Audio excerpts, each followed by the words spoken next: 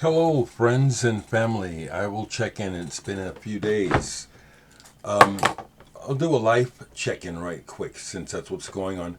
My nephew Karim is still staying with me for probably another week or two, and it has changed the flow of my daily routine just a little bit. I'm set up here for one person. We're doing good with two. As I said several videos ago, my nephew Karim came in town on business, and it just coincided with the passing of my brother. He's needed a place to stay temporarily, and it's been fine. It's been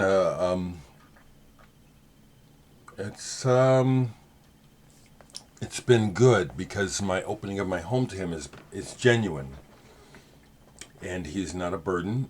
We talk very freely and honestly, which I really like about Karim. And yeah, if you came in for records, I might get to it. But if you've been a long time watcher, you know that I talk about whatever's on my mind. So it's really wonderful to be getting to know my nephew Karim much better as an adult. He's 49. He looks like he's about 30.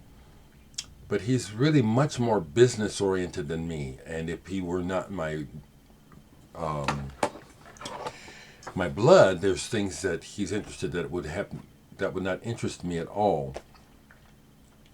But consequently, because he is, I listen, and I kind of learning some things. Right quick, musically, what I can share is that I've been listening to some Pat Metheny these last couple days because of Rick Beato. Rick Beato has up a wonderful long interview with Pat Metheny where Pat talks. Let me show this too.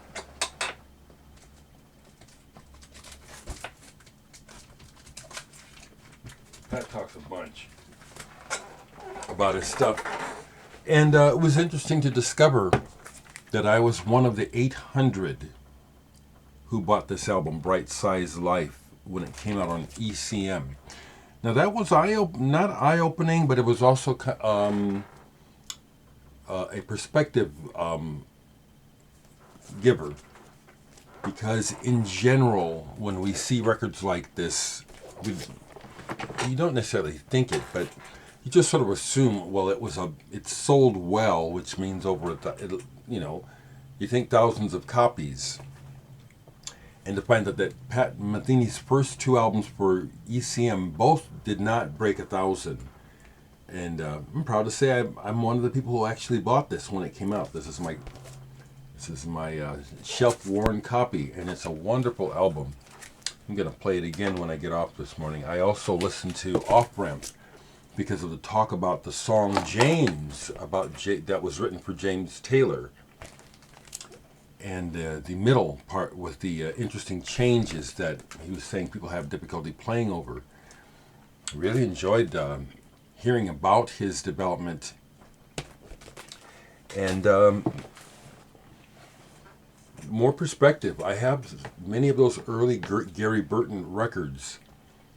And Metheny puts it into perspective that Miles Davis gets all the credit for electric jazz, but Gary Burton was on the path before Miles in many ways, and the records do prove it. So that's very cool that Pat Metheny shared that, and I have the records, and what he says is true. It's very cool. Those are the main things I'm listening to. I can say this to the makers of Ziegfeld. I played it again, the first side, and it's cool. It's like a urban adult sound, kind of funky, good. I didn't get so far as to pay much attention to the words, but it's like, yeah, this is some good work went into this, and I'm going to listen to it again because it caught my ear the second time around. something else I bought recently, which is a reissue. And in general, I'm happy I bought it, but I haven't really absorbed it because, like I say, I'm really rather... My flow is disrupted.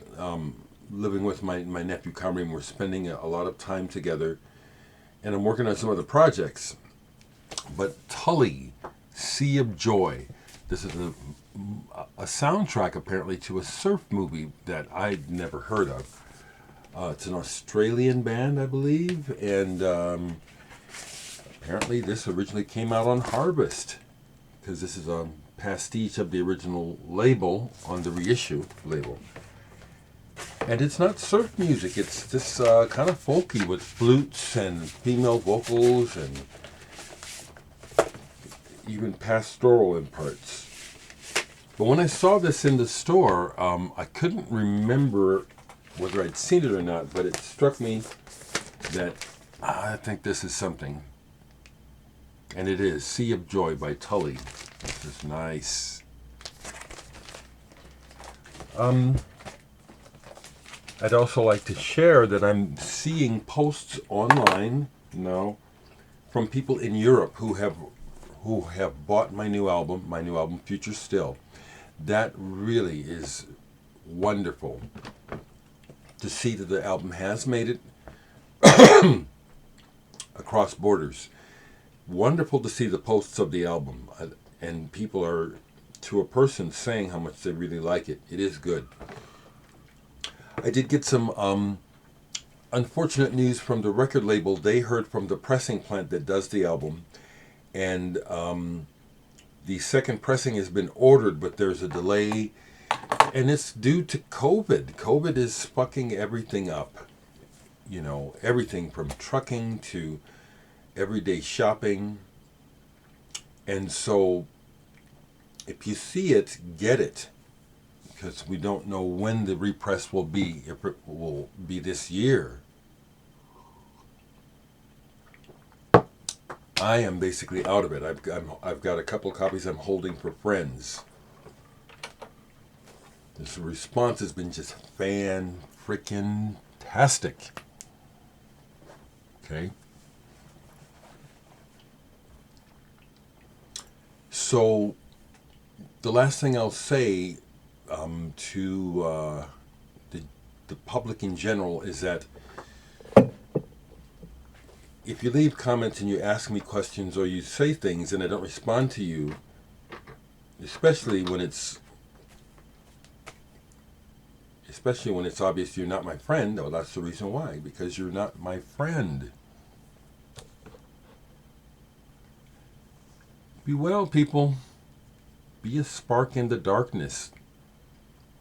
These are dark times, and I don't even understand why so many people want so much chaos, and why so many people are blind. Why so many people are blind. Be a light. Don't be selfish. Don't be racist. Don't be stupid. There's just a whole lot of that going around. I'm glad it ain't me.